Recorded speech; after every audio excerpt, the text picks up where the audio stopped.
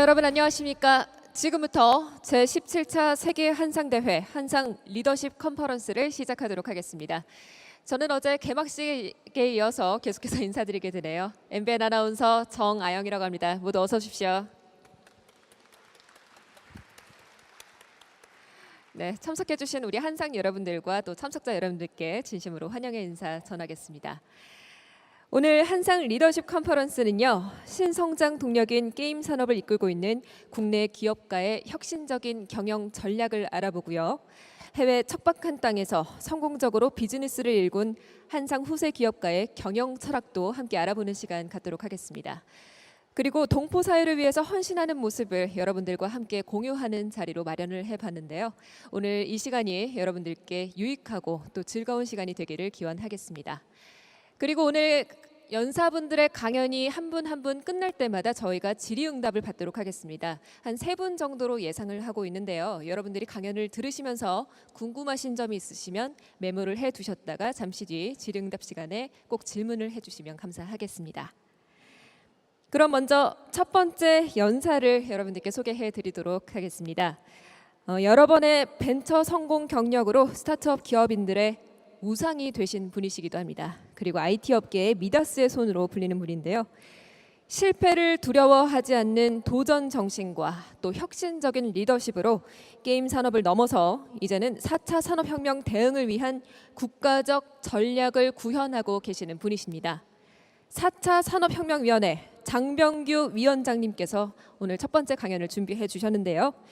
배틀그라운드 탄생까지 30년, 한상 네트워크를 통한 인적 교류 확대라는 주제로 강연을 함께 들어보도록 하겠습니다. 여러분 박수로 청해 주시기 바랍니다.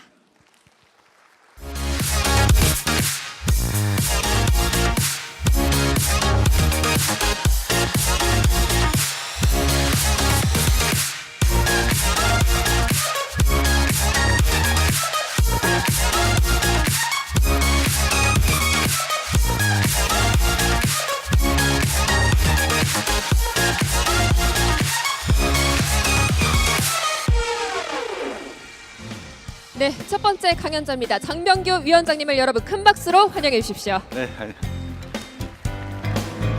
안녕하세요.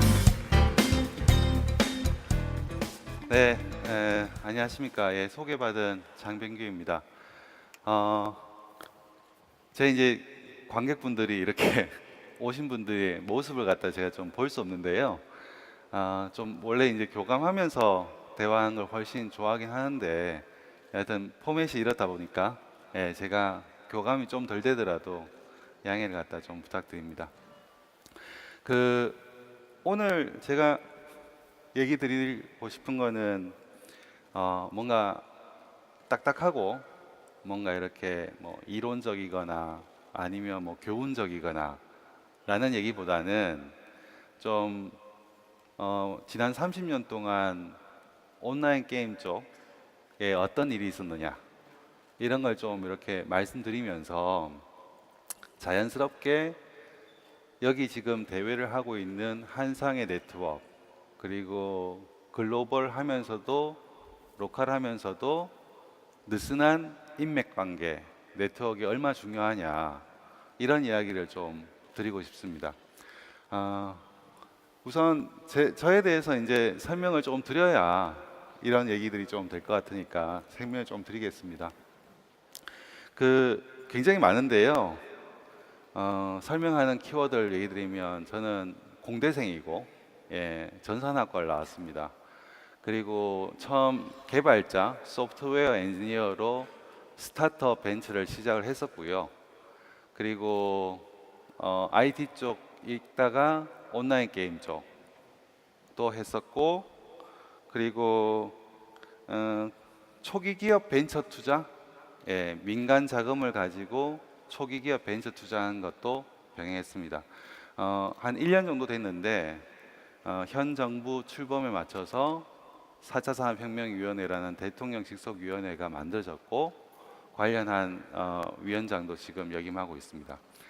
백그라운드 보시면 아시겠지만 그냥 굉장히 다양한 일을 했다. 다만 제조업보다는 비제조업, 스타트업, 벤처, 기술 쪽의 백그라운드가 좀 강하다 이렇게 생각해 주시면 될 것 같습니다. 오늘 이제 얘기 드리고 싶은 건요, 여기 계신 많은 분들 어쩌면 좀 모르실 수도 있습니다. 연배가 조금 있으신 분들도 있으시니까요. 근데 아마 대부분이 스타크래프트는 아실 것 같아요. 배틀그라운드라는 게임은 블루홀에서 만든 게임인데 스타크래프트보다 훨씬 많이 팔렸습니다. 최근에는 e스포츠로 발전하고 있기도 하고요. 제가 이사회 의장을 맡고 있는 블루홀에서 배틀그라운드를 탄생을 시켰는데 그 과정이 어떻게 보면은 블루홀만의 힘이 아니라 지난 30년간 한국이라는 나라 내지는 조금 더 넓게 보면 범한국계라는 것이 늘어나면서 이런 큰 성공이 있을 수 있었다라는 이야기를 오늘 좀 드리고 싶습니다. 어떻게 보면 약간 역사 여행 같은 거 갖다가 좀 캐주얼하게 한다, 이렇게 좀 편안한 마음으로 머리를 갖다 식힌다라는 관점으로 들어주시면 좋을 것 같습니다. 한국에서 혁신적 벤처가 탄생할 수 있는 것들이 어떤 것들이다, 아마 세 가지 꼭지 정도 역사를 보면서 얘기를 드릴 수 있을 것 같습니다. 그 이외에 극초기 기업 투자하는 것도 저희가 좀 하고 있는데 그런 얘기도 약간 추가로 드리겠습니다. 보시면 쭉 1980년 초반부터 네트워크 구축부터 90년대 후반에 인터넷과 관련된 다양한 혁신 기업들이 나오고 그것이 기반이 돼서 전 세계로 퍼지는 기업들이 나오고 거기에서 굉장히 많은 사람들이 탄생을 해서 펍지 같은 배틀그라운드 같은 것들이 됐습니다. 개별적으로 조금만 살펴보면요, 이 모든 역사는 1980년대부터 시작됐다고 보시면 됩니다. 즉 배틀그라운드 탄생까지 그 이상으로 볼 수도 있지만 아주 직접적인 영향을 미친 것만 따지더라도 80년부터다 이렇게 저는 생각합니다. 예를 들면 저희가 보면은 인터넷의 시초가 되는 TCP/IP 방식의 인터넷 연결한 게 한국이 미국 다음 두 번째입니다. 그만큼 시도가 빨랐다는 거죠. 선구자들이 있었다는 얘기고, 그 당시 인터넷이 이렇게까지 발전할 것인지 온라인 게임으로 발전할 것인지는 아무도 몰랐을 겁니다. 하지만 30년 전에 선구적인 연구 개발을 하는 분들이 세계 두 번째로 인터넷을 연결을 갖다 한 게 현재 어떻게 보면 온라인 게임 인더스트리의 시초라고 저는 해석을 합니다. 그에 맞춰서 KT라든가 아니면 카이스트 같은 이공계 중심의 학과에서 인터넷이라든가 전산학과라든가 이런 것들이 주목을 받고 투자를 받고 그리고 정부 정책에서도 이걸 굉장히 생각을 하는 것들이 이제 있었던 거죠. 이런 맥락에서 저는 저 중간에 있는 1995년도인데요. 1995년도에 팀 버너슬리가 처음 웹이라는 개념을 도입했고 그게 아마 제 기억이 맞다면 94년 후반입니다. 94년 후반에 웹이라는 개념이 처음 나왔는데 전 세계적으로 웹이라는 개념을 이렇게 빠르게 받아들인 나라가 없었습니다.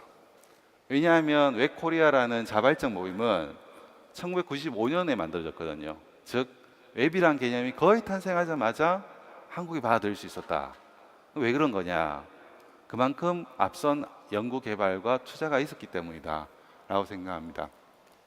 이때 맞춰서 카이스트에서는 학내에서는 인터넷이 다 됐었었죠. 이건 예전 제 사진인데요. 예, 대학교 때 동아리 방에서 그때도 학과 공부 제외하고는 프로그램 짜고 이제 기술 개발하고 이게 저는 일이었는데요. 보면은 카이스트는 학내 분위기도 굉장히 오픈돼 있어서 학생인 제가 만든 수강 신청 시스템을 학교에서 실제 사용해 주셨습니다. 학생이 만든 시스템을 학교가 사용한다는 건 말이 쉽지 그렇게 쉽게 이렇게 적용이 될 수 있는 사례는 아니거든요. 예, 그 당시에 카이스트의 교수님들이나 전자계산소에 있던 분들도 굉장히 오픈 마인드를 가지고 계셨고 여러 가지 시도를 갖다가 해주셨고 해서 저는 개발자로서의 커리어를 가질 수 있었습니다. 이런 어떤 1980년부터 1995년까지 한 10여 년, 15년 정도의 R&D 기간과 초기 태동 시기를 거쳐서 1990년 후반부터 본격적으로 현재 인터넷 온라인 게임과 관련된 혁신 기업들이 탄생을 했습니다. 그 아주 근본적인 거는 그전에는 대중들이 국민들이 초고속의 인터넷을 쓰는 환경은 아니었습니다. 여전히 학교라든가 연구소에서만 인터넷을 접속할 수 있었죠. 그게 결정적으로 바뀌게 된 것이 1990년 후반에 브로드밴드를 전국에 깔겠다는 국가적 정책으로 시작이 됐습니다. 그래서 그 당시에 KT든 아니면 하나포스라고 해서 두루넷, 하나포스 같은 인터넷들이 최초로 상용화됐고 실제 초고속 인터넷 페네트레이션 레이시오, 즉 초고속 인터넷을 얼마나 많이 쓰느냐라는 거에서 국가적으로 굉장히 빠르게 인프라가 발전했습니다. 그런 국가적 인프라에 따라서 PC방도 나왔고 이 당시에 굉장히 많은 기업들도 탄생을 했습니다.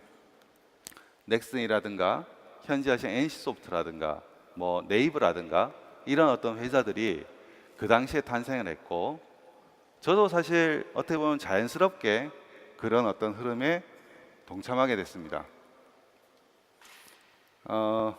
제가 처음 커리어를 시작한 게 1997년, 6년쯤이었는데요. 자연스럽게 카이스트에서 공부하고 박사를 갖다 하는 것보다 여러 사람이 모여서 뭔가 만드는 것 자체가 굉장히 즐겁다라는 생각을 실제로 해서 저도 어떤 뭐 국가적 정책이라든가 역사적 흐름이라든가 이런 걸 거창한 걸 생각한 게 아니라 자연스럽게 그게 뭐 당시에 벤처라는 단어만 썼고 스타트업이라는 단어를 쓰지 않았는데요. 무슨 거창한 무언가를 갖다 하겠다가 아니라 같은 사람들이랑 힘을 합해서 뭔가를 만들면 돈을 벌겠다. 그래서 저희가 그때 이제 같이 모였을 때 창업 같이 했던 엔지니어 분들인데 한 3년 정도 고생해서 한 10억 정도만 벌자. 이렇게 그냥 약속하고 시작을 저희는 했어요. 실제 네오이즈라는 회사가 성공을 제대로 하기까지 한 4년 정도 걸렸고요. 실제 창업을 했던 사람들은 10억보다 훨씬 많은 돈을 벌었습니다. 그래서 거창한 어떤 담론이라든가 세상을 변화시키겠다 이런 게 아니라 자그맣게 팀으로 같이 일을 해서 뭔가 만드는 게 좋아서 시작을 했고 그것이 좋은 결과로 이어졌습니다. 어떻게 보면 큰 역사적 흐름에 자그마한 파도였기 때문에 그런 과실이 있었지 않느냐 이런 생각을 요즘 해봅니다. 그 당시에 저 중간에 있는 게 전데요. 예, 그때 한 2년 정도를 주 100시간 정도 일을 했으니까요. 근데 뭐 아시겠지만 주 100시간 정도 일을 하려면 일요일에도 일을 해야 됩니다. 근데 뭐 그 과정이 뭐 어렵거나 힘들거나 라는 과정은 전혀 아니었고 지금 와서 돌이켜 보더라도 저 당시가 가장 즐거운 시절 중에 하나였다 라는 생각이 들 정도로 즐겁게 일을 했던 생각이 듭니다. 지금 현재는 온라인 게임이든 아니면 서구권이든 디지털 컨텐츠를 팔아서 내지는 마이크로 트랜잭션이라고 얘기하는 비즈니스 모델이 어떻게 보면은 자연스럽습니다. 근데 그런 새로운 비즈니스 모델은 전 세계 최초로 한국에서 탄생했습니다. 저희 네오이즈에서 처음 시도를 했었고 그리고 그것이 넥슨을 통해서 온라인 게임에서도 시도가 새롭게 됐습니다. 그리고 그거는 지금 현재로 보면 전 세계에 있는 기업들에서 자연스럽게 하는 비즈니스 모델들이죠. 그래서 2년 정도 주 100시간 정도 일을 갖다 한 저 시기가 1990년대 후반에 새로운 것들이 탄생하던 시기라고 보시면 될 것 같습니다. 그리고 이 당시에 굉장히 빠르게 됐기 때문에 어떻게 보면은 해외 진출이라고 하는 건 자연스러운 흐름이었습니다. 1990년대 후반에 탄생한 네오이즈만 하더라도 2000년에 상장을 했으니까요. 그 당시 1990년 후반, 2000년 초반쯤에 넥슨이든 네이버든 이런 회사들이 본격적으로 돈을 벌기 시작했고, 본격적으로 돈을 벌기 시작한 그 기업들이 2000년 초반부터 시작해서 거의 한 10년, 15년 동안 해외 진출을 시도하는 시기가 옵니다. 대표적인 몇 가지를 얘기 드리는데, 실제 여기 있는 기업들보다 훨씬 많은 곳에서 시도했다고 보시면 됩니다. 제가 속해 있던 네오이즈도 지금 현재 일본에서 네오이즈는 사업을 하고 있습니다. 일본이나 아니면 다른 곳에 진출하기 위해서 노력을 했었고요. 여기 대표적인 몇 가지만 얘기를 좀 드리겠습니다. 넥슨은 실제 일본 시장에 상장을 했죠. 상장 자체가 좀 특이했습니다. 그리고 넥슨은 현재 넥슨이 돈을 버는 것 중에 가장 많이 돈을 버는 곳은 한국이 아닙니다. 중국이죠.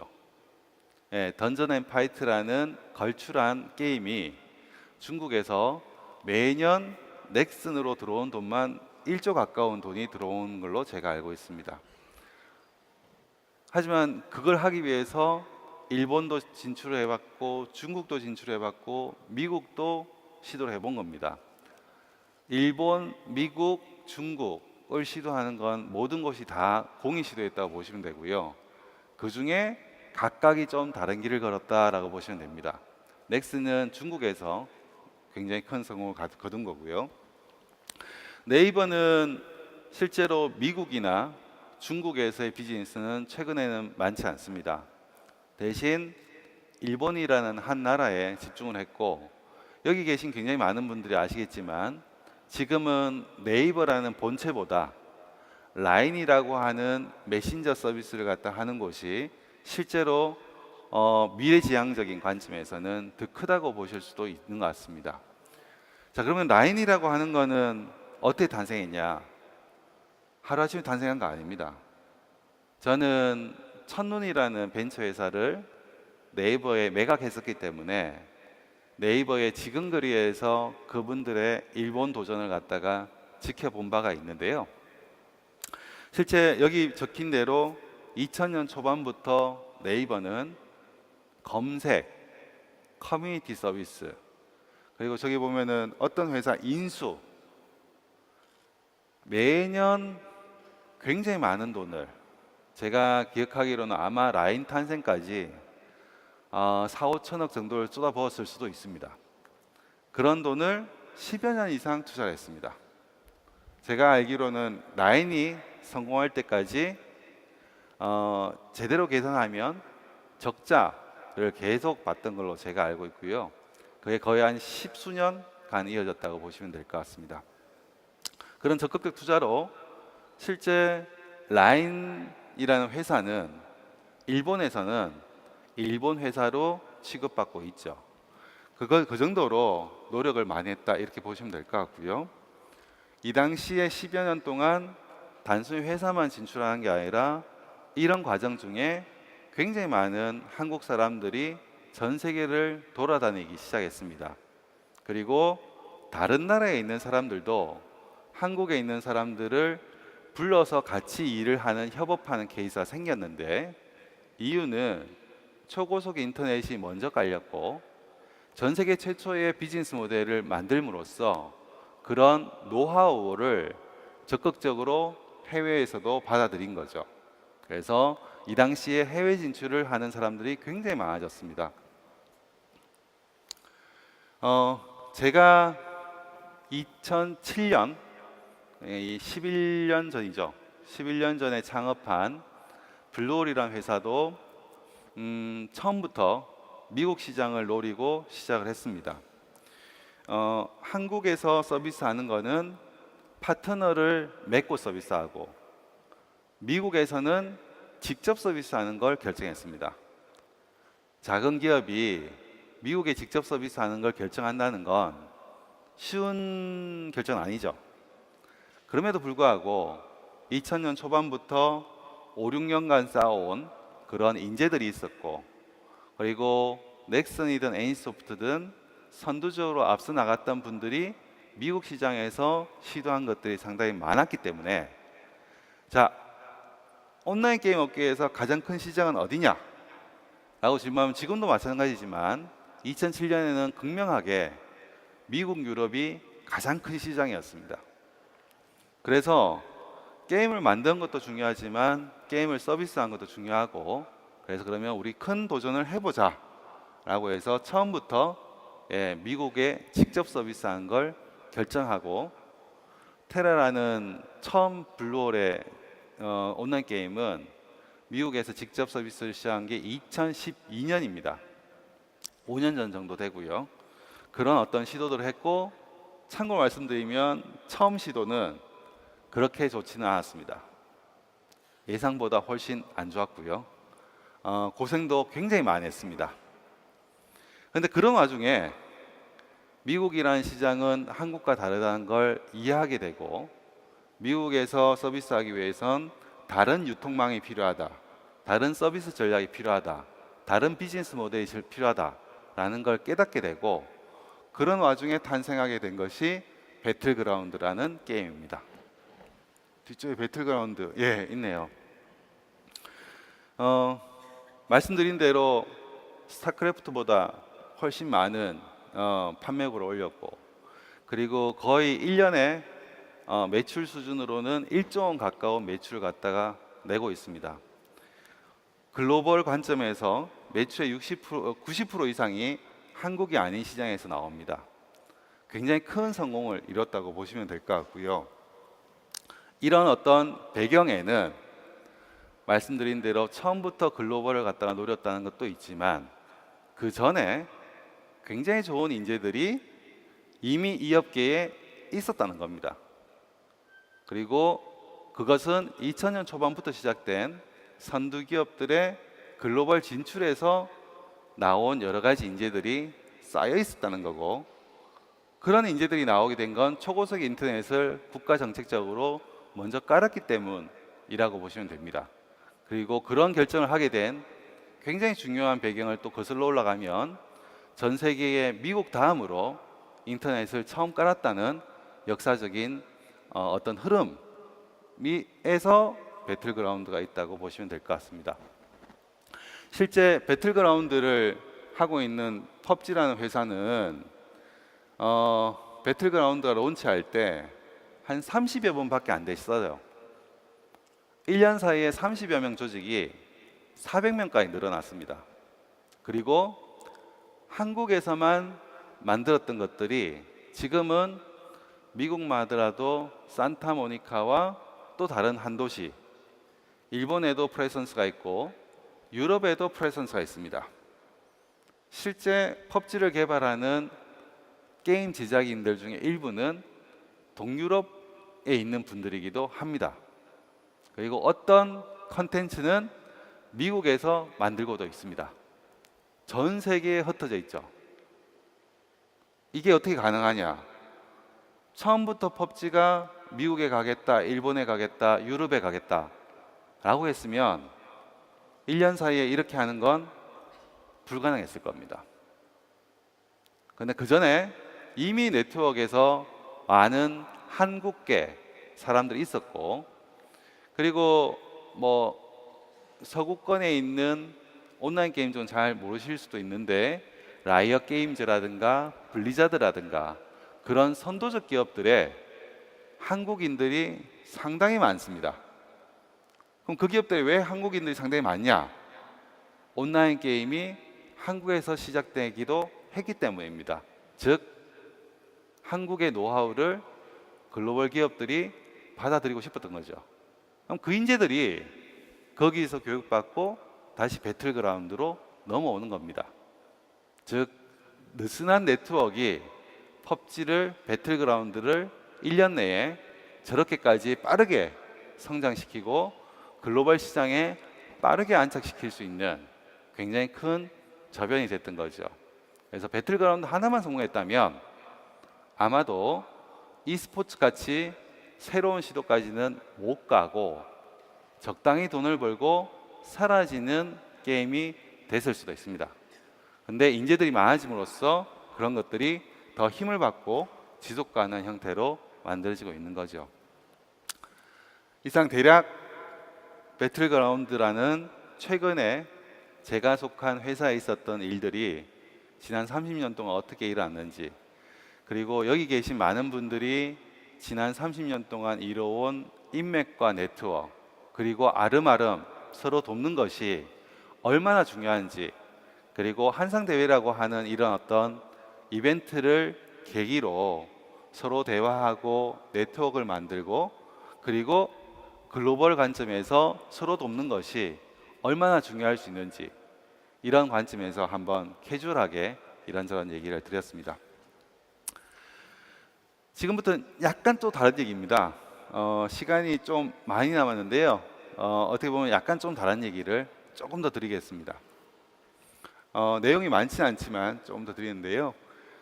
저희가 이런 온라인 게임뿐만 아니라 저는 본엔젤스라고 해서 극초기 기업, 즉 커진 어떤 스타트업이나 벤처에 투자한 게 아니고요. 보통 본엔젤스는 한국 돈으로 3억에서 5억 원 정도 초기 기업 투자에 좀 가깝습니다.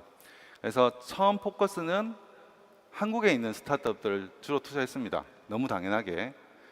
본엔젤스라는 곳에서 투자를 시작한 것도 한 10여 년 가까이 됐는데요. 저희가 하다 보니까 보게 된 거가 해외에서 잘 하시는 한국계 스타트업들도 꽤 됩니다. 저희가 이제 자연스럽게 그걸 알게 됐습니다. 그래서 본엔젤스는 한국계에도 지금은 적극적으로 투자를 하고 있고, 실제로 본엔젤스의 한 파트너분은 최근에는 베트남이나 동남아 시장에 굉장히 많이 돌아다니고 있습니다. 즉 스타트업 투자가 한국에만 일어나는 게 아니라 다른 나라에서도 일어나고 있는 거죠. 그리고 제가 알기로 스타트업 관련된 10억, 20억, 30억 이상 투자하는 것들도 동남아 중심이나 중국 이런 곳들은 많이 일어나는 것으로 알고 있습니다. 그런 얘기를 조금만 드리고 싶습니다. 본엔젤스는 말씀대로 초기 기업 전문 벤처 캐피탈이고요. 또 하나 중요한 점은 뭐냐면 한국의 많은 벤처 캐피탈들과 그리고 한국의 많은 벤처 생태계는 시작은 정부 주도로 만들어졌습니다. 지금도 벤처 캐피탈에 들어가는 상당히 많은 자금은 한국에 있는 모태펀드라는 곳에서 실제 펀드에 상당한 자금을 대고 있습니다. 모태펀드는 중소기업 벤처부 산하에 있는 단체가 관리하고 실제 처음 세금이 쓰여서 투자가 되기 시작했던 거죠. 물론 최근에는 모태펀드 자금이 10여 년 이상이 흘렀기 때문에, 왜냐하면 이게 시작된 게 1990년 후반이니까요. 모태펀드도 한 20년 정도 됐습니다. 지금은 모태펀드에서 투자한 금액이 흘러 들어와서 회수가 되고, 즉 투자금이 리턴이 되고 그 자금으로 또다시 재투자가 되는 선순환까지 갔지만 상당히 많은 곳은 여전히 모태펀드가 지원하고 있습니다.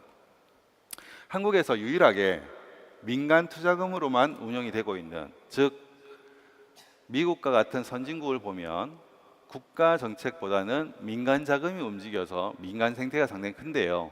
한국도 20년쯤이 지나서 지금은 민간 자금으로 투자한 것도 늘어나고 있다, 이렇게 보시면 될 것 같습니다. 옆에 보시면 아시겠지만 캔들, 퍼니즌, 일본, 인도, 동남아시아, 베트남, 미국 다양한 곳에 실제 투자를 하고 있습니다.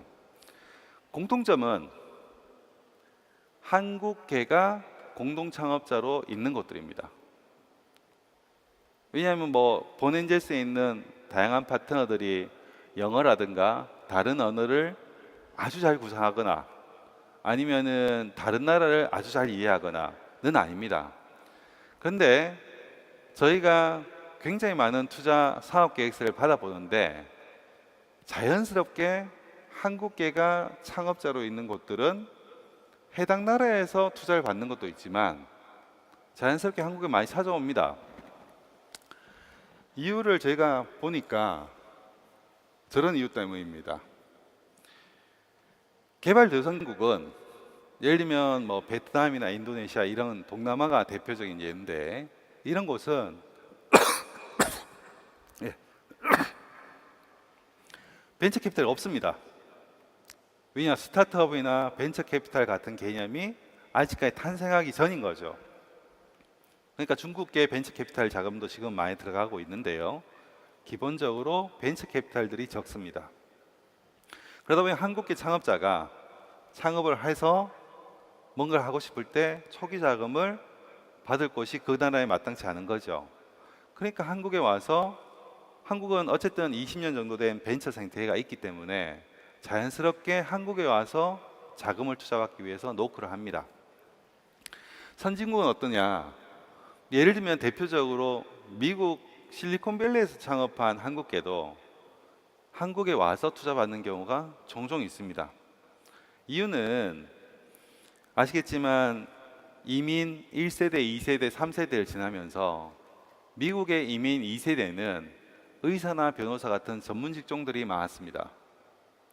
3세대나 2.5세대 정도 오면서 그들이 의사, 변호사 같이 공부를 많이 해서 전문직이 되는 게 아니라 그 나라 문화에 아주 익숙한 세대로서 창업을 하고 기업가가 되는 것들이 늘어났습니다. 하지만 미국에서 보면 여전히 한국계는 좀 소수계라고 볼 수 있는 거죠.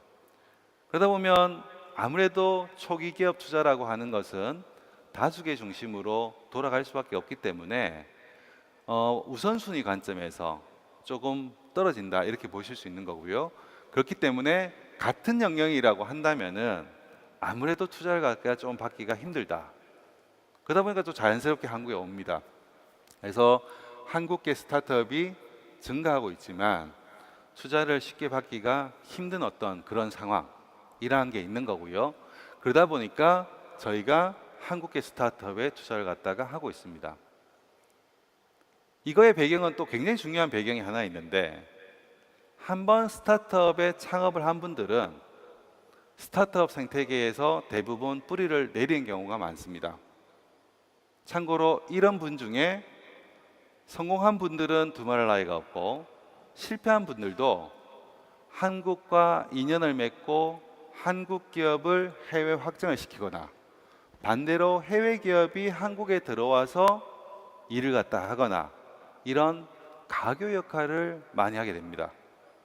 그래서 투자자는 기본적으로 돈을 벌기도 해야 되지만 아주 길게 바라본다면 한국이라는 나라가 잘 되어야, 한국계가 잘 되어야, 한국 민족이 잘 되어야 그래야 기업도 있고 개인도 있고 그리고 자녀 세대도 있는 겁니다.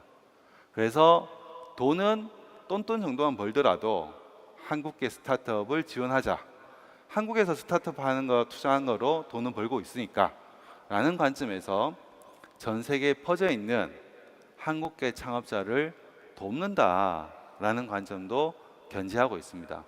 그러면 지금은 미비하지만 앞서 말씀드린 대로 30년 정도의 도도한 흐름으로 배틀그라운드가 탄생한 것처럼 저희가 지금 하는 행위들은 미비하지만 이런 행위들이 10년, 20년 쌓이다 보면 결국에는 한국이라는 범한국이라는 것이 더 좋아지고 그럼 서로 더불어 더 잘 살 수 있지 않겠느냐라는 생각을 하고 있습니다. 결론적으로 오늘 말씀드린 걸 잠깐 말씀을 드리면 활발한 상호협력, 네트워크, 글로벌하면서도 로컬한 것들이 중요하다라는 말씀을 드렸고 그것이 하루아침에 탄생한 게 아니다. 배틀그라운드와 같은 세계적인 서비스도 어떻게 보면은 그들만의 노력이 아니라 30년 정도의 켜켜이 쌓여온 인프라와 생태계가 있었기 때문에 가능했다. 특히 글로벌 성공은 인재들이 모이고 흩어지고 다시 한번 모이고 하는 느슨한 네트워크가 중요한데, 배틀그라운드는 그런 큰 흐름의 수혜를 톡톡하게 입었다. 그리고 오늘 여기 계신 많은 분들께서도 그런 관점에서 한상대회를 바라봐 주시고 애정을 가지고 서로 인사하는 사이가 됐으면 좋겠다라는 이야기를 하나 드렸습니다. 또 하나는 초기 기업 벤처 투자에서도 단순히 돈만 가지고 투자하는 것이 아니라 전 세계에 있는 한국계가 잘 되기 위해서 투자를 갖다 하고 있는데, 이것은 지금은 미비해 보이지만 결국에 긴 흐름과 긴 호흡으로 보면 굉장히 큰 범한국적인 어떤 성과로 돌아올 것이라 믿는다라는 이야기로 오늘 발표를 일단 제 예상보다 조금 빠르게 끝내도록 하겠습니다. 감사합니다. 네, 4차 산업혁명위원회 장병규 위원장님께서 강연을 해주셨는데요. 저희가 아까 예고를 해드렸듯이 위원장님께 질의응답을 하는 시간을 갖도록 하겠습니다. 약간 3분 정도 받아볼까 하는데요. 먼저 플로어에서 손을 들어주시면 저희가 마이크를 전달해드리겠습니다. 여기 앞에 계신 분께 마이크 전달 부탁드립니다.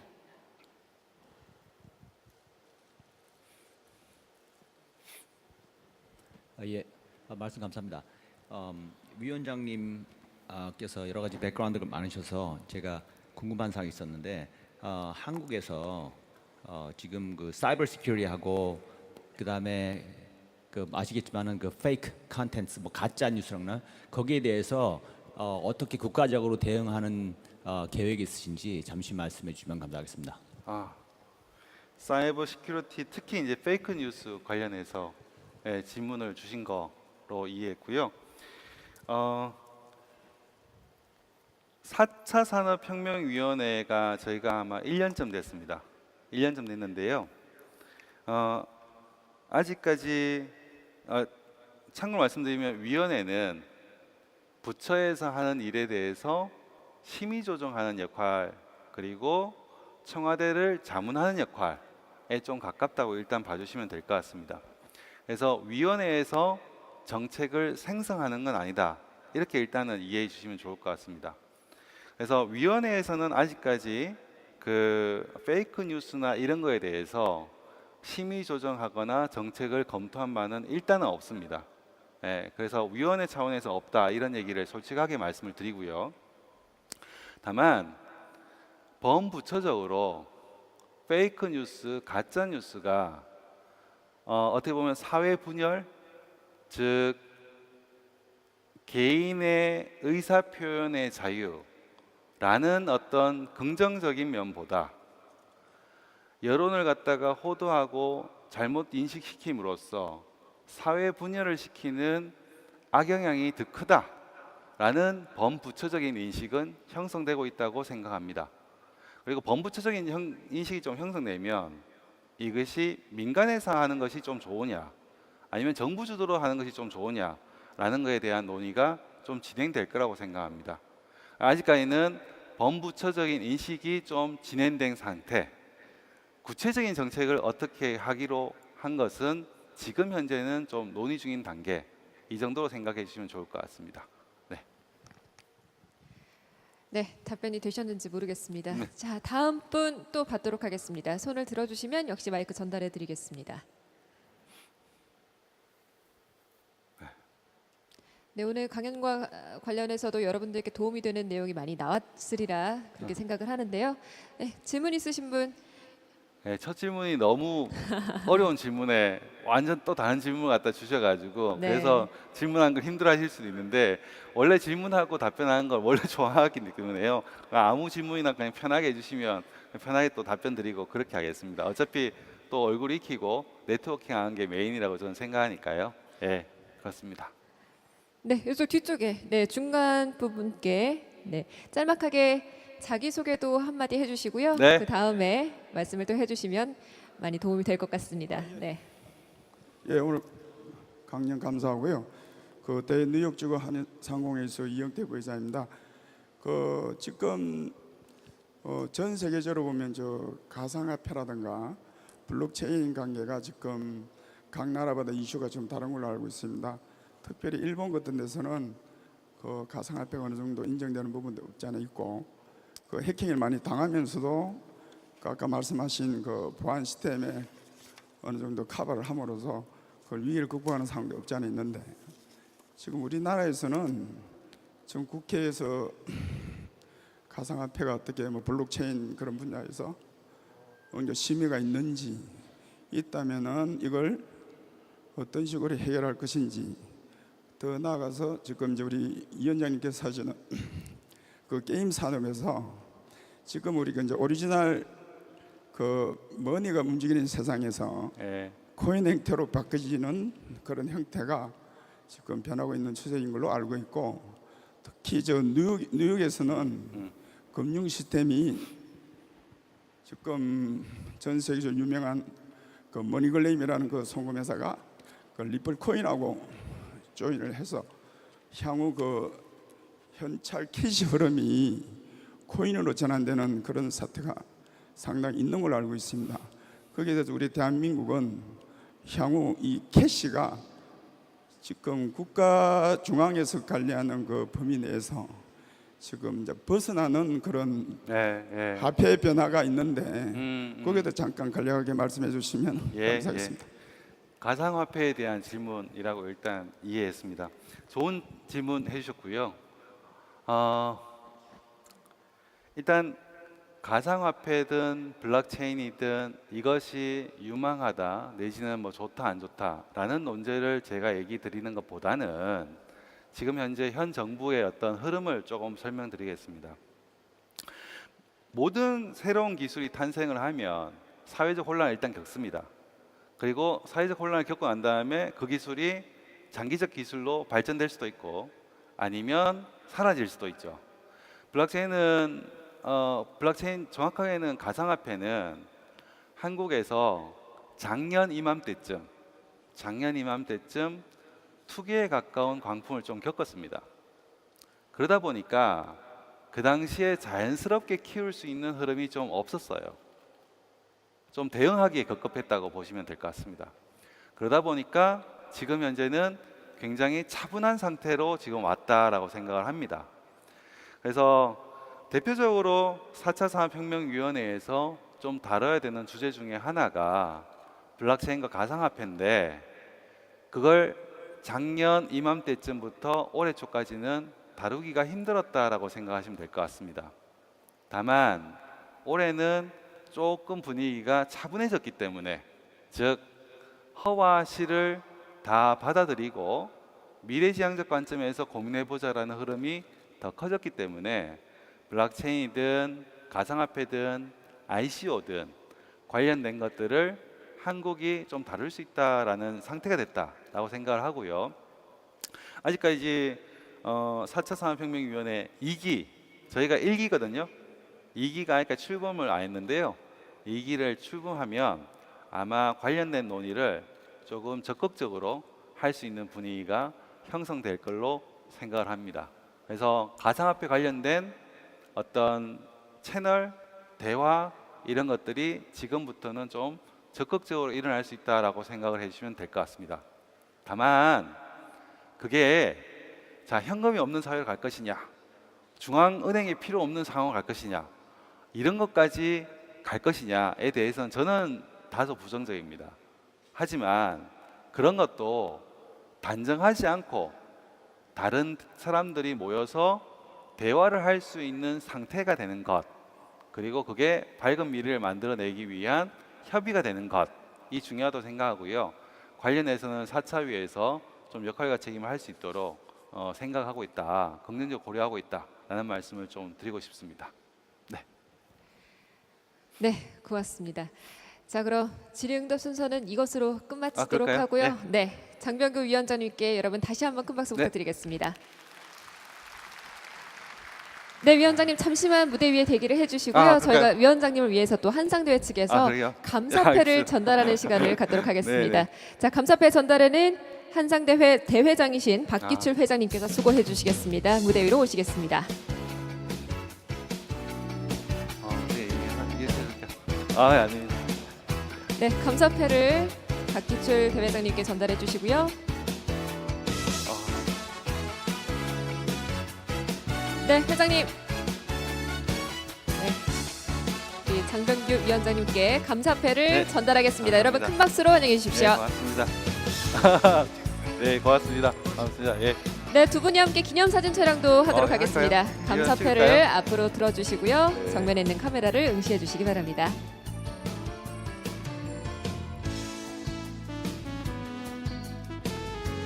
네, 고맙습니다. 감사합니다. 여러분 다시 한번 큰 박수 보내주시기 바랍니다. 알겠습니다. 예, 예.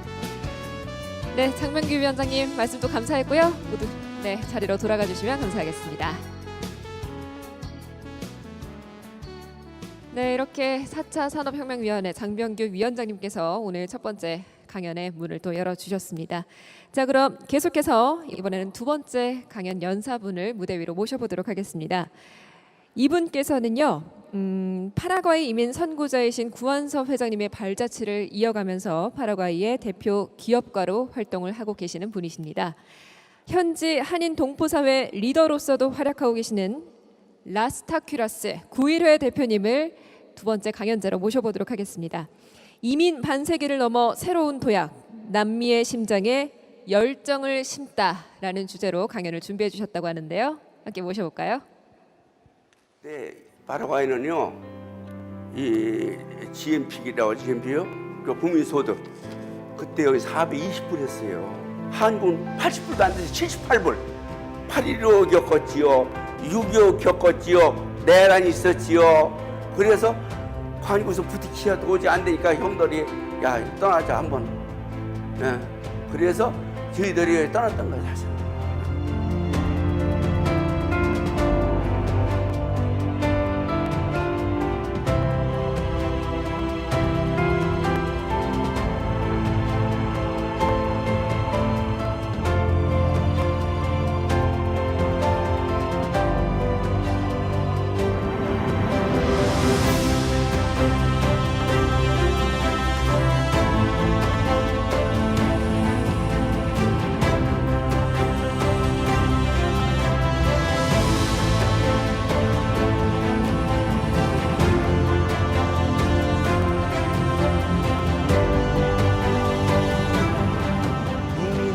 을 바라보면은 아직까지 우리가 한국 동포분들이 파라과이에서 계속 받기만 했지만 우리가 이제 이 사람들을 위해서 좀 뭔가를 돌려줘야 된다. 그래서 우리가 문화적으로, 경제적으로 또 정치적으로도 우리 한인 동포분들이 큰 일할 거 없이 자기 분야에서만 열심히 일하면은 파라과이 사람들한테 존경도 받으면서 이제 이 지역에서 영향력이 있는 이민자들로 이제 바꿔가자 하면서 이제 그런 목표를 갖고 우리가 한인에서도 열심히 일하고 있습니다.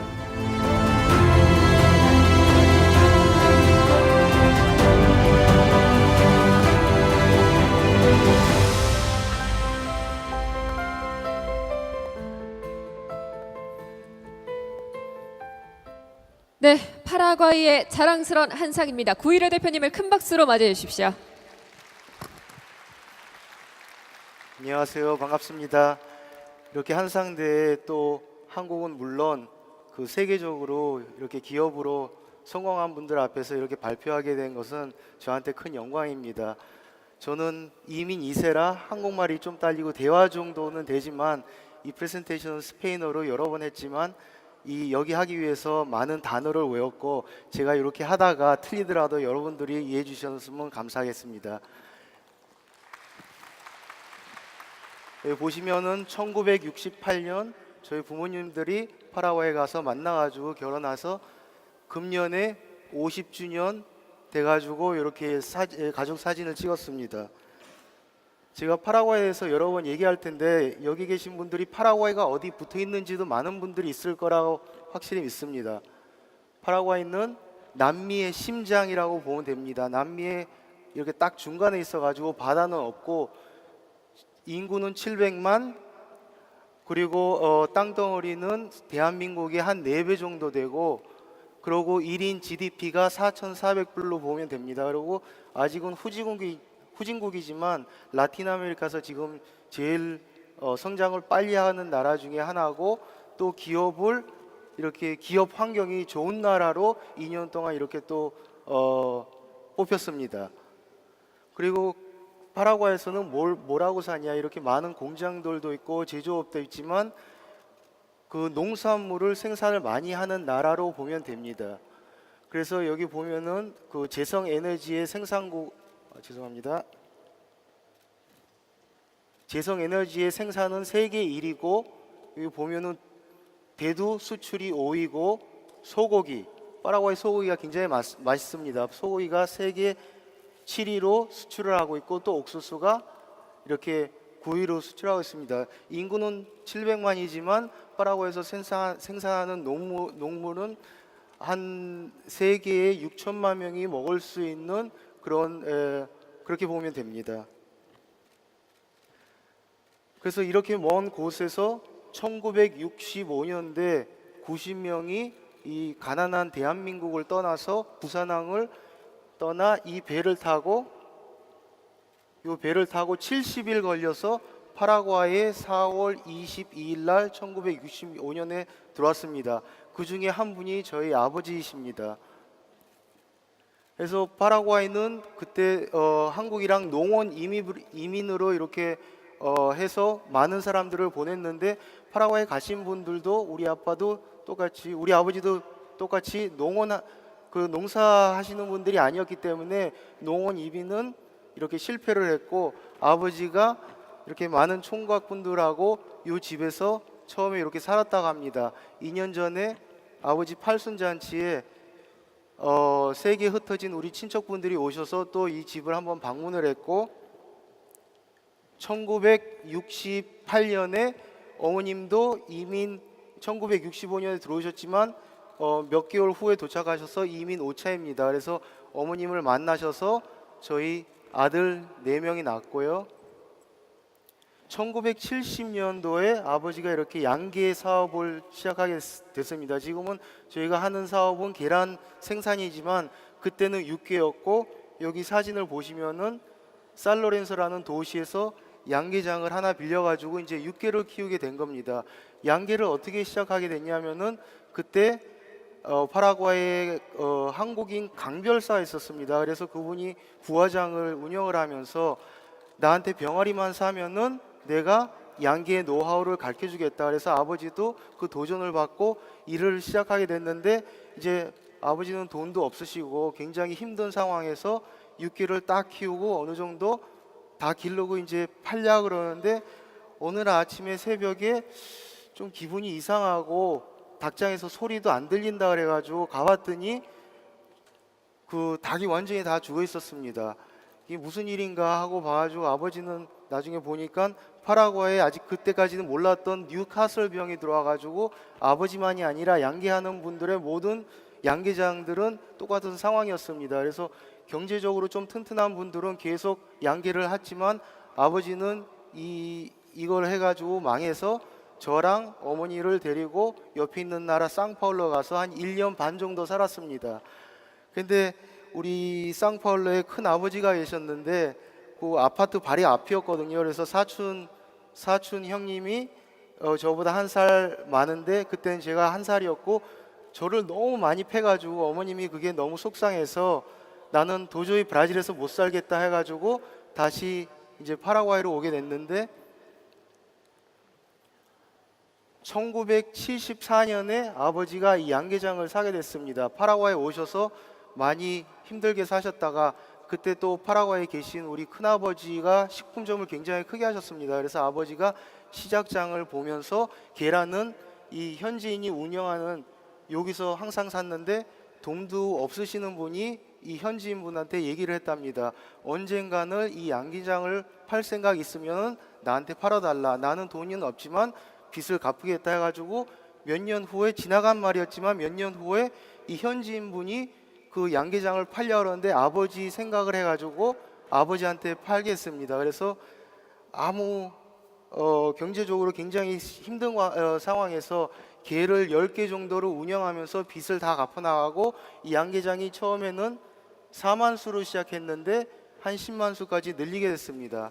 그리고 아버지는 한국에서 사는 게 너무 어려워서 학교도 제대로 못 다니고 그래가지고 아들 4명은 좀 더 좋은 세상에서 키웠으면 좋겠다 해가지고 양계 사업은 항상 저희한테 얘기했던 게 어렸을 때 양계 사업은 나로 끝나고 너네들은 어디 좋은 데 가서 공부를 하고 좀 더 좋은 환경에서 살았으면 좋겠다 해가지고 저희가 이제 15살 되면서 저 같은 경우에도 동생도 다 비슷하게 했지만 이제 미국에 가서 고등학교를 졸업하고 LA USC에 있는 건축과를 5년 후에 졸업을 하게 됐습니다.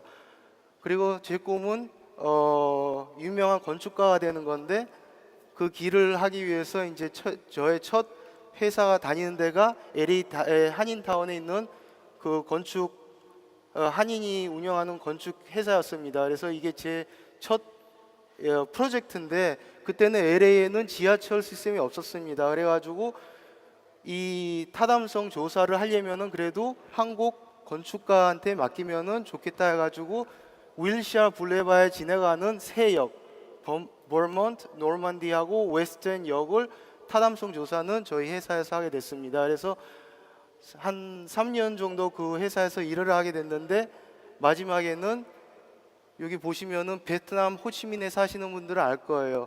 이게 95년도였는데 95년도에는 베트남의 첫 높은 빌딩이었습니다. 이것도 우리 회사에서 디자인을 하고 저는 저 디자인 팀장은 아니었지만 그 그룹에 들어와서 열심히 일을 하고 있는데 1995년에 이제 파라과이를 또 휴가를 가게 됐습니다.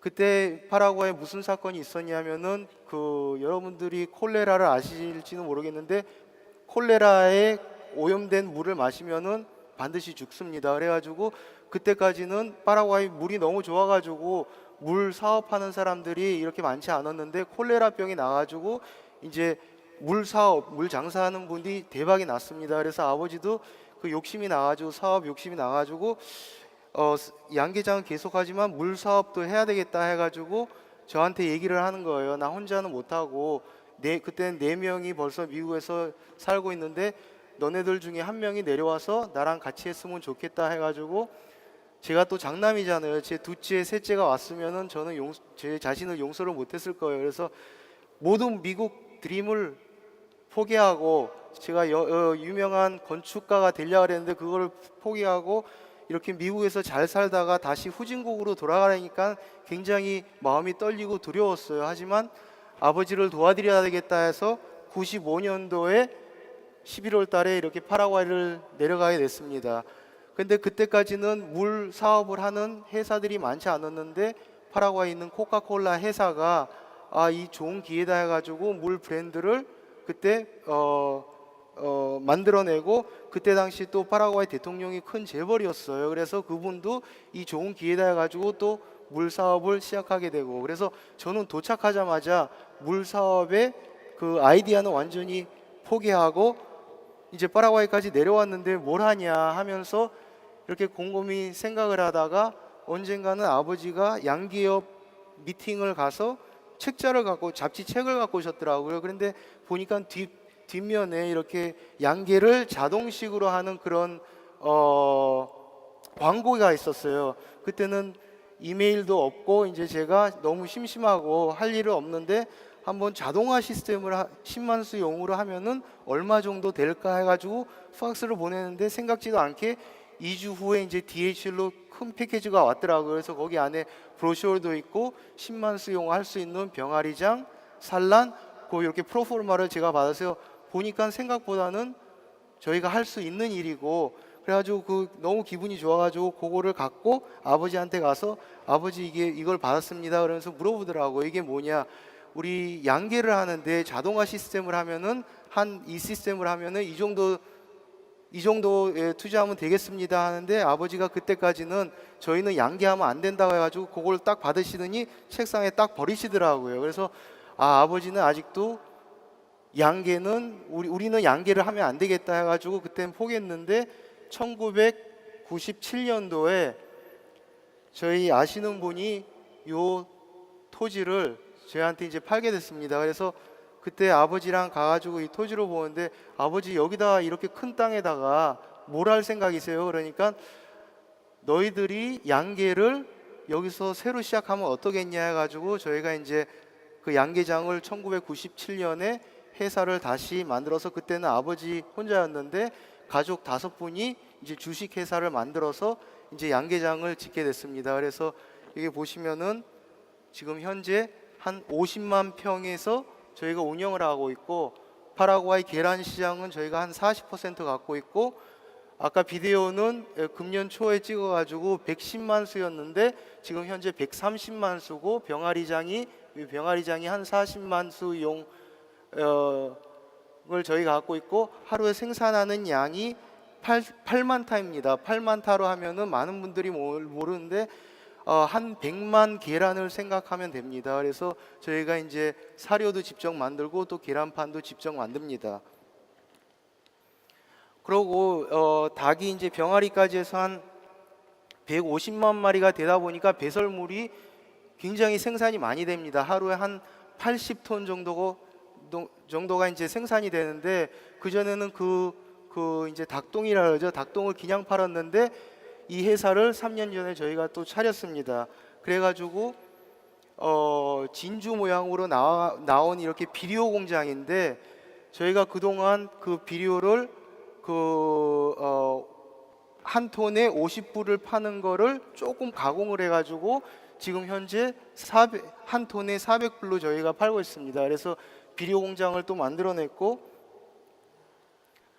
그리고 이제 파라과이는 지금 막 성장하는 나라가 서민들의 집들이 많이 없습니다. 그래서 정부에서 계속 이쪽으로 투자를 하는데 서민들의 집이 한 100만 개가 모자라고 합니다. 그래서 저는 건축가고 해가지고 이 문제를 해결하기 위해서 아버지한테 설득을 했습니다. 아버지 저희 회사 이익은 지금 다른 회사에 주식을 사고 있고 또 은행에다 투자를 많이 하고 있는데 그거보다도 저희가 조금 더 이익을 남을 수 있게 이 사업을 했으면 좋겠습니다 해가지고 저희가 이제 2년 전서부터 부동산 서민들을 위한 이렇게 또 아파트를 짓고 있습니다.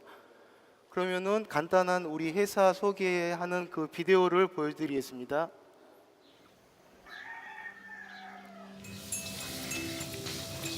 Mira, me dibujo, papi.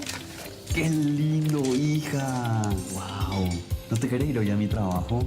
Sí.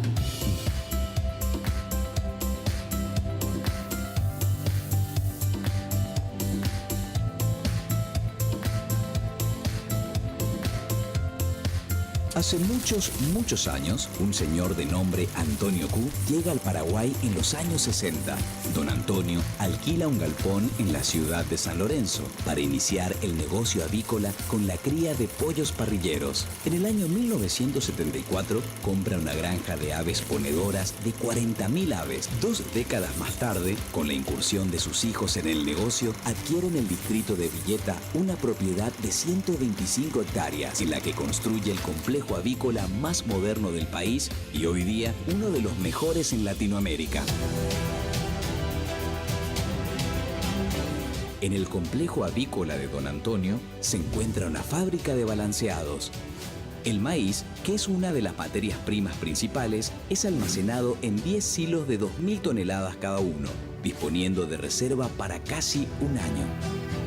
En los galpones de cría y recría se inicia el proceso de preparación de las pollitas, que a las 16 semanas de edad comenzarán a producir los nutrihuevos. Por su parte, los galpones de postura alojan actualmente 1.300.000 aves, cuya producción supera las 80.000 docenas diarias de huevos. Los huevos se recogen por medio de cintas transportadoras, que llevan el producto a la sala de clasificación o clasificadora. Allí son separados digitalmente de acuerdo a su gramaje por máquinas de precisión. Previamente pasan por muchos controles para asegurar la inocuidad, como el sistema de desinfección ultravioleta, para eliminar bacterias que pudieran estar presentes en la cáscara, y la colocación posterior del sellado con el número de lote del cual proviene. Los envases o maples también son elaborados por las tacuaras en su propia fábrica de cartón. A partir del año 2016, los nutrihuevos también están disponibles en versión de huevo líquido entero pasteurizado, cuya producción implicó el desarrollo de una nueva planta para su procesamiento y envasado. En el complejo avícola cumplimos con estrictas normas internacionales de bioseguridad para prevenir y evitar la entrada de agentes patógenos que puedan afectar la salud, bienestar de las aves y la calidad de nuestros productos, cumpliendo con todos los procedimientos de la norma ISO 22000. Cumplidos los procesos y controles, los nutrihuevos son transportados al centro de distribución, ubicado en la ciudad de San Lorenzo. Además, a fin de dar un mayor valor agregado, se creó Fertilizantes Organitec, una empresa que se dedica a la reutilización y compostaje de la gallinaza para la elaboración de abono orgánico granulado que es utilizado por los agricultores para el enriquecimiento de los suelos y la nutrición vegetal. Igualmente, interactuamos con nuestras comunidades vecinas, principalmente las de Villeta y San Lorenzo, brindando un soporte a comedores comunitarios, a las instituciones educativas y a los asentamientos. Creemos en lo que producimos, un producto sencillo pero a la vez noble y generoso, un superalimento. Creemos que el camino para lograr una empresa exitosa es esta forma de hacer negocios. Desde Villeta, Paraguay, para todo el mundo, produciendo el mejor alimento, Nutrihuevos. Mira, papi, mi dibujo. Mi amor, qué lindo. Nutritivo, Nutrihuevos. Nutrición al alcance de todos. Nutrihuevos. 저희가 이 비디오를 좀 통역했어야 되는데 여러분들이 그래도 이미지를 보면은 대충 어떻게 돌아가는지 알 것입니다.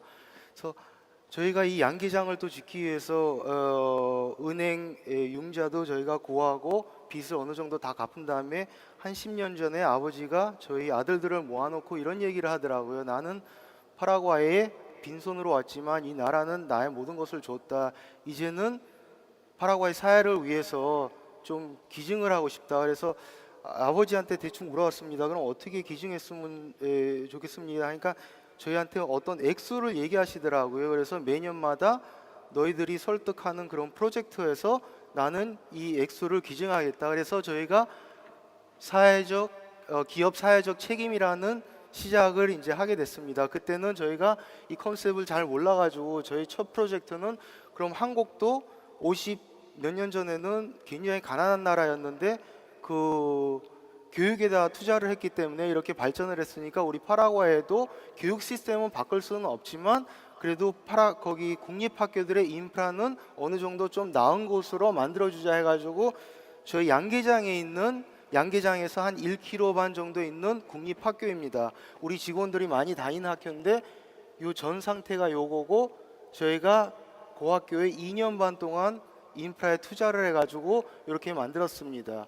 그리고 그 인프라에만 투자한 게 아니라 여기 보면은 그 학생들의 건강 체크업도 저희가 하고 또 영양을 좀 관리하기 위해 매일 계란 하나를 저희가 줬고 또 그 학교만이 아니라 그 선생님들의 그 훈련도 저희 회사에서 이렇게 지원을 하고 요거는 저희 두 번째 학교입니다.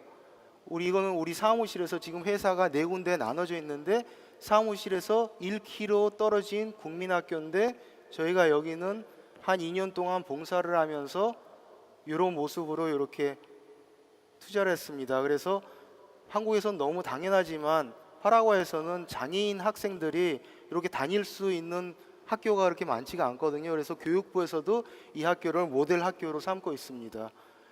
이걸 하다 보니까 저희가 하는 게 보니까 박애주의였습니다.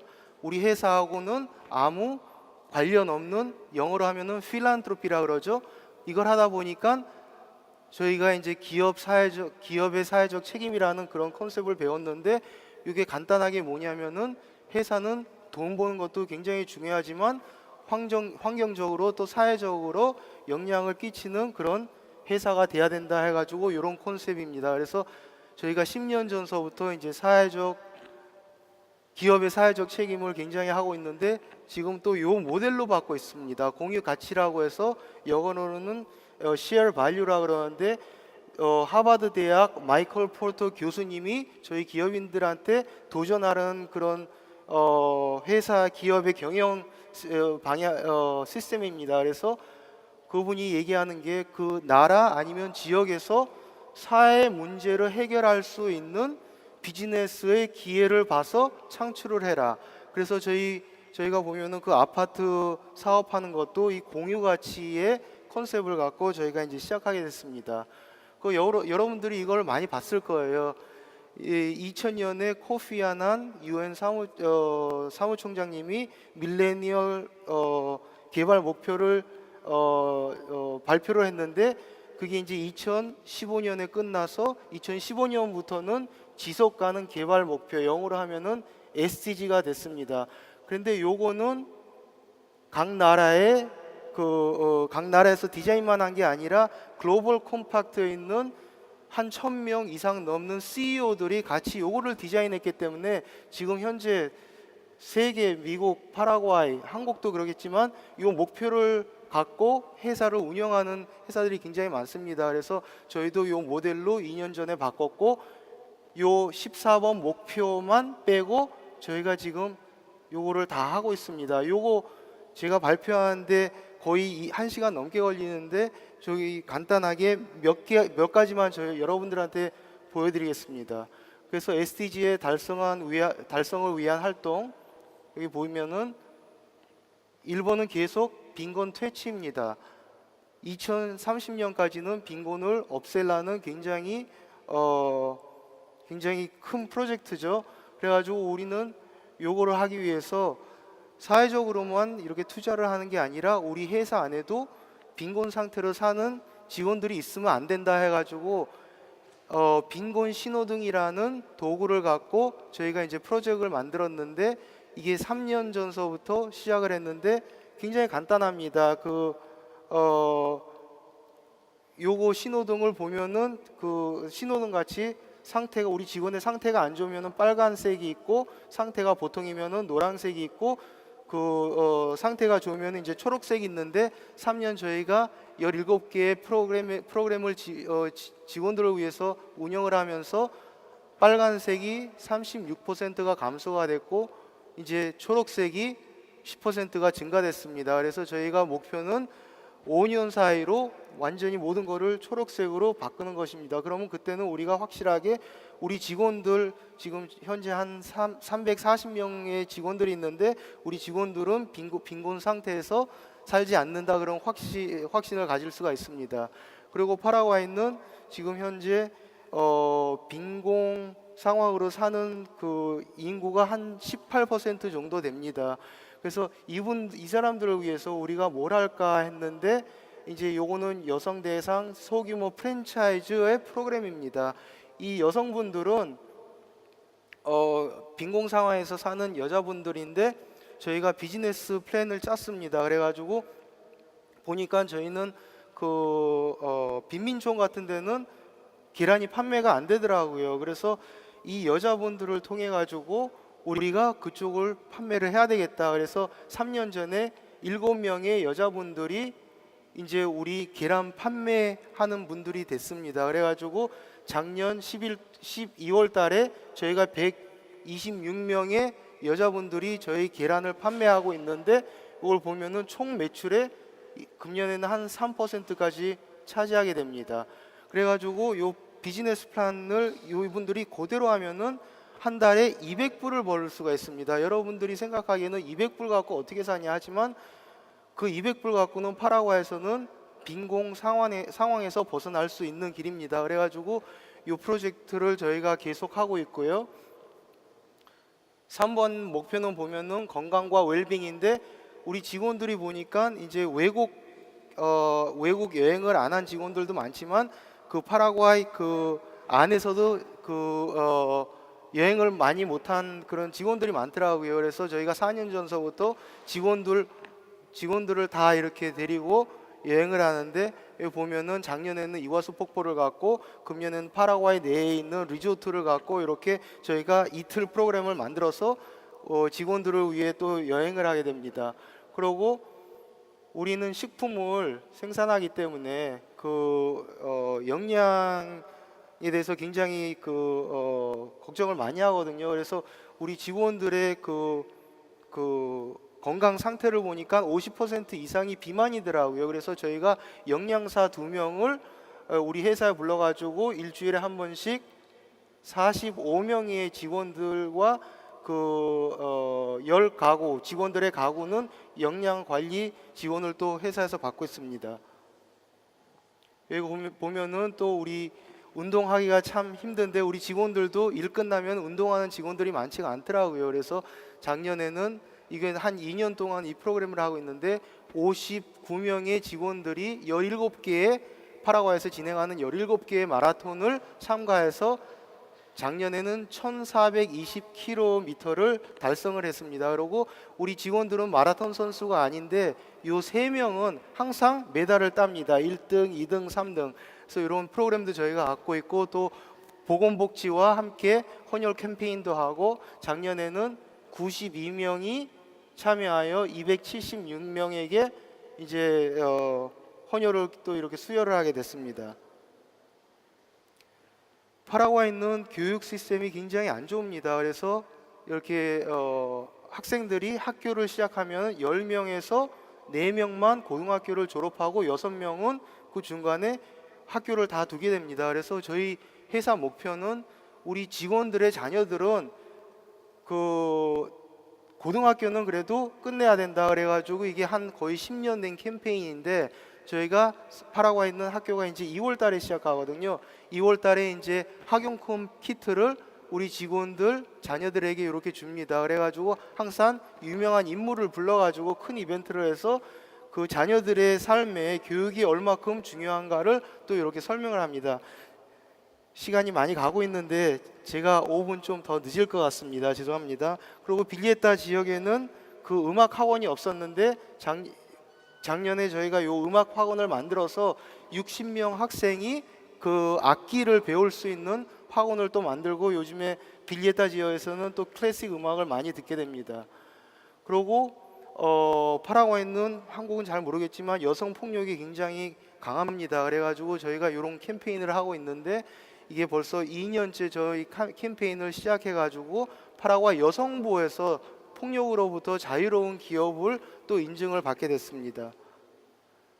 그리고 10번 목표를 보면은 불평등 감소를 하는데 우리 회사에도 그 장애인 직원들이 3명이 지금 있습니다. 그리고 또 청각 장애인들 채용하기 위해서 또 우리 직원들이 수화 교육을 또 하고 있고 작년에 이거는 페이스북을 통해서 2년 동안 저희가 캠페인을 했는데 캠페인을 이제 닫기 위해서 이제 문화 콘서트 장애인들을 불러가지고 문화 콘서트를 했는데 2년 동안 참가한 분들이 22만 5천 명 정도가 됩니다. 그리고 우리 그 장애인들을 받기 위해서 우리 회사 환경을 항상 준비하는데 1년에 한 번씩 장애인들이 와서 우리 직원들이랑 또 이렇게 하루를 보내게 됩니다. 우리 직원들이 젊은 직원들이 많다 보니까 집 없는 직원들이 굉장히 많더라고요. 그래서 5년 전서부터는 저희가 직원들이 또 집을 질 수 있도록 또 저희가 돈을 빌려줍니다. 그래서 이 혜택을 받은 직원들이 한 20명 정도가 되고 또 파라과이는 중남미 모든 나라와 같이 부정부패가 굉장히 심하기 때문에 저희가 2년 걸려서 이 게임을 디자인을 했는데 이게 파라과이 국가에 굉장히 환영하게 받고 지금 파라과이 교육부에서는 윤리와 또 반부패를 저기하기 위해서 교육부 학교에 제목이 됐습니다. 그래서 금년에는 공립학교 100군데에 저희가 이 게임을 갖고 학생들한테 이렇게 가르치고 있고 내년에는 300학교를 저희가 교육부랑 같이 또 이렇게 진행을 하려고 합니다. 그래서 제가 이제 3년 전에 이제 파라과이 한국 이민 역사가 이제 50년이 됐거든요. 그래서 기성세대가 그동안은 굉장히 튼튼한 기초를 잡고 열심히 일을 해왔는데 이제는 우리는 물러나고 이 세대들한테 맡겼으면 좋겠다 해가지고 여기 보면은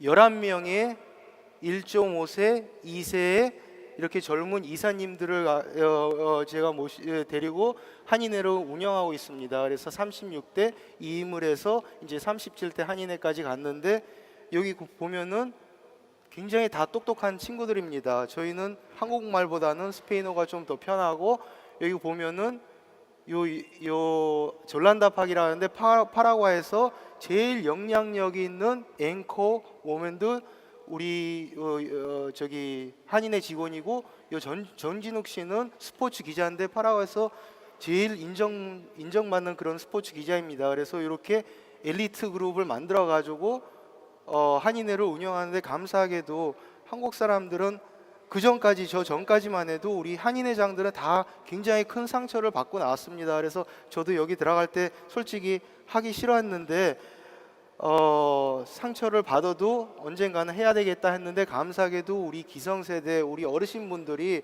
자리를 물러주고 이렇게 저희한테 혼내지도 않고 많은 협조를 해가지고 저희는 이제 파라과이 이민 100년을 목표를 두고 이렇게 비전 세미나를 계속 젊은 사람들하고 하고 있고 50년 동안은 우리 기성세대가 문화와 또 언어도 잘 몰랐기 때문에 파라과이 사람들하고는 거의 따로 살았습니다. 그래가지고 현지인들이 보기에는 저 한국 사람들은 자기네들끼리만 산다 해가지고 그거를 저기가 또 벗어나기 위해서 저희는 또 한국 사람보다는 파라과이 사람들하고 더 가깝고 해서 저희가 이렇게 재작년에 한국 페스티벌을 열리게 됐습니다. 그래서 강변에서 재작년에는 한 15,000명 정도가 참여를 했고 금년에는 아침 11시에서 오후 6시까지 2만 명이 넘는 파라과이인들이 와가지고 음식, 문화, 케이팝 이렇게 또 우리 한국 문화를 즐기면서 같이 보냈습니다. 제가 그때 확실히 느낀 거는 그전에는 어떤지 몰라도 이제는 파라과이 사람들이 우리 한국 사람들을 존경하고 이제 한국 사람들을 사랑한다는 마음을 확실히 제가 또 받게 되었습니다.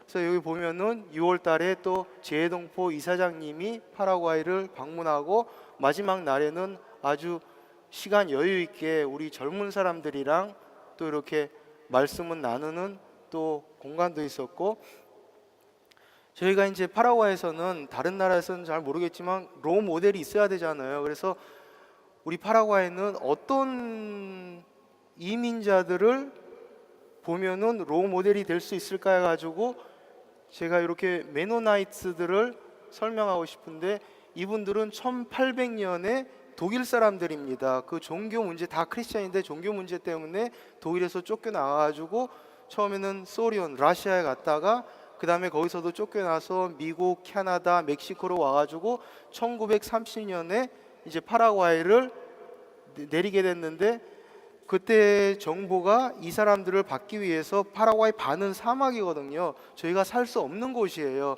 그 땅을 이분들한테 주면서 너희들이 여기서 발전하면서 살면은 좋겠다 해가지고 지금 현재 메노나이트들이 한 3만 명이라 그러는데 이분들이 굉장히 정직하게 살면서 그 파라과이 경쟁을 움직이는 분들입니다. 그래서 파라과이 우유의 80% 이상은 이분들이 이제 생산을 하고 그 세금 제일 많이 내는 랭킹 50 회사들 보면은 메노나이트 회사들은 거의 다 들어가 있습니다.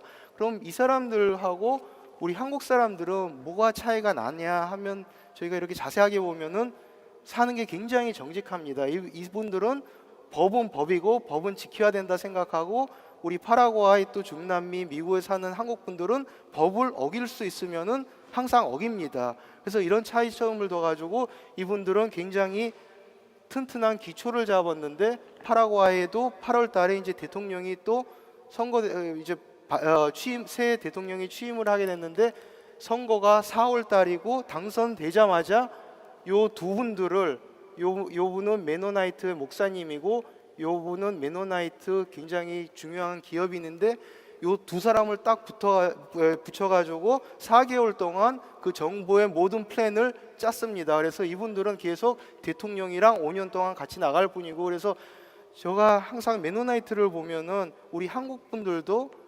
파라과이만이 아니라 중남미, 미국 굉장히 영향력이 있는 그런 이민자들이 돼야 되겠다 해서 요분들을 제가 또 롤모델로 이렇게 삼았습니다. 이제 마지막 적인데 우리 한국 사람들한테 보면은 파라과이도 똑같고 제가 미국에서 10년 넘게 살았는데 한국 사람들한테는 돈이 굉장히 중요합니다. 모든 게 돈. 그리고 사람 값어치도 이제 돈으로 따지는데 그 돈을 어떻게 벌었나에 상관없이 그 사람이 물질만 많이 갖고 있으면은 그 사람을 존경합니다. 그렇지만 저희는 좀 그게 좀 잘못됐다고 생각합니다. 그래서 제가 이렇게 찾다 보니까 픽살에 이분이 이런 얘기를 했습니다. 우리가 하는 일의 진정한 목표는 세상에 긍정적인 영향을 주는 것입니다. 돈도 중요하지만 세상을 더 좋게 만들기 위해서 영향력인 기업인들이 됐으면 좋겠다 하고 저는 이 발표를 이것으로 마치겠습니다. 감사합니다. 네, 세상에 긍정적인 영향을 주는 것이다. 구일의 대표님의 강연을 함께 들으셨습니다. 자, 역시 아까처럼 저희가 말씀드렸듯이 질의응답 시간을 몇 분 갖도록 하겠습니다. 혹시 구일의 대표님의 강연을 들으시고서 궁금하신 점 혹시 메모하신 분께서는요, 손을 들어주시면 저희가 마이크 전달해서 답변을 받으실 수 있는 기회를 드리도록 하겠습니다. 손을 들어주시겠어요?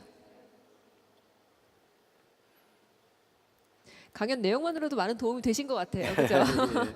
한 번만 더 여쭙겠습니다. 혹시 질문 있으신 분 저희가 손을 들어주시면 구일의 대표님과 또 네트워크 하실 수 있는 그런 시간도 드리고요. 네, 중간에 계십니다.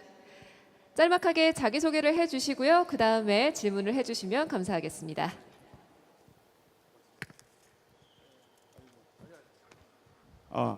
예, 오늘 강의 상당히 감사드립니다.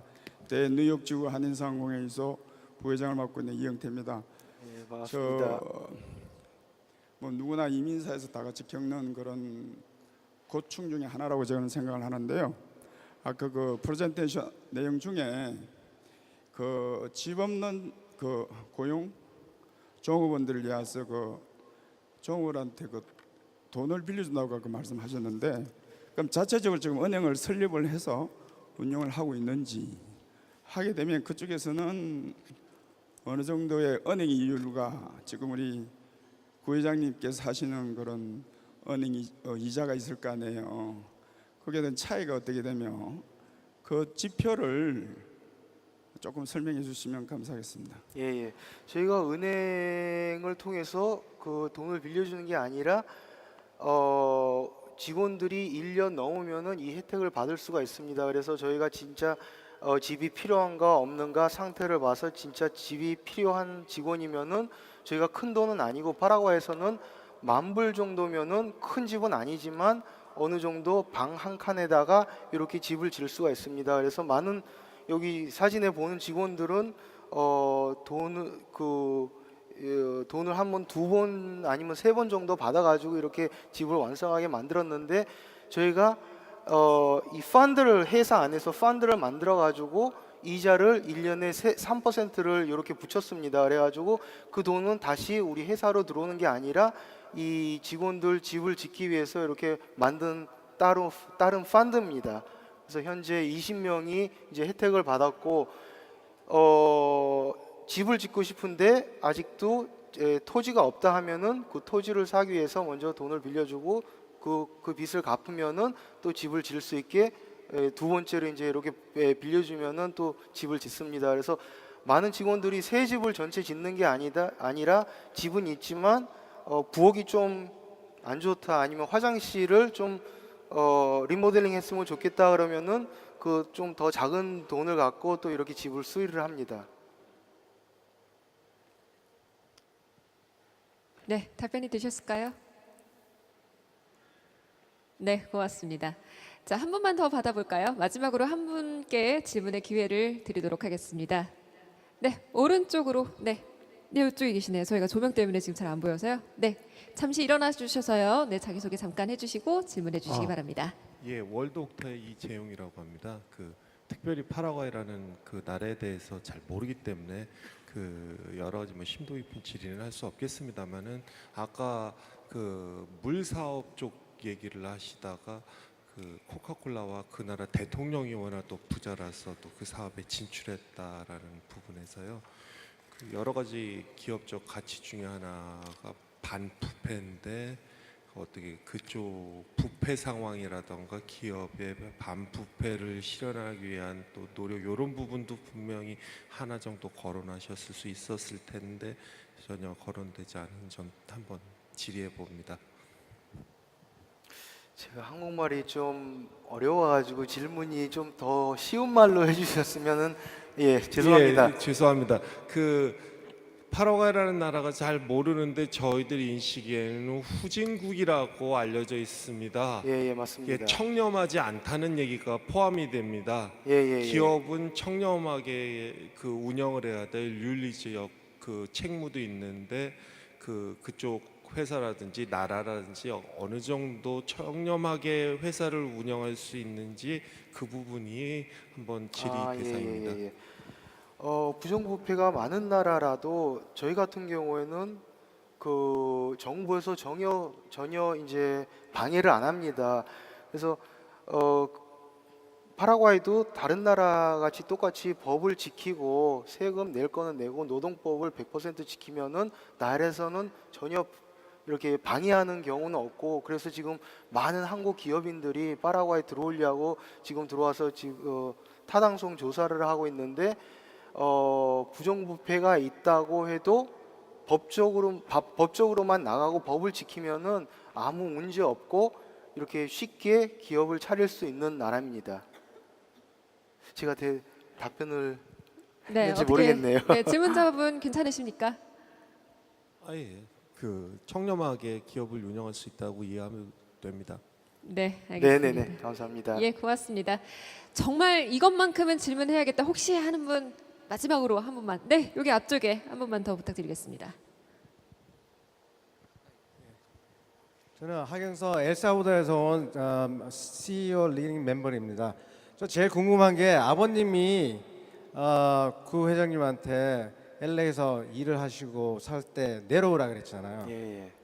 자매들이 있을 거 아니에요, 자식들이. 예. 그 자식들이 지금 꿈을 원하면 지금 우라고 해서 뿌리를 더 깊이 심을 건가, 아니면 또 자식들이 이제 고등학교, 대학교 되면 미국에 가서 교육을 시킬 건지, 그게 제일 궁금합니다. 그러니까 구 회장님이 꿈이 뭔가 자식들한테. 예. 저는 아직도 아들이 이제 14살, 딸이 10살인데 나중에는 생각이 바뀔지는 모르겠지만 다 미국에 유학을 보내고 싶습니다. 그래가지고 아들은 미국에서 살고 싶다 하면은 저는 안 데려올 겁니다. 예. 지금은 그렇게 얘기를 하지만 10년 후에 제 마음이 바뀔지는 모르겠습니다.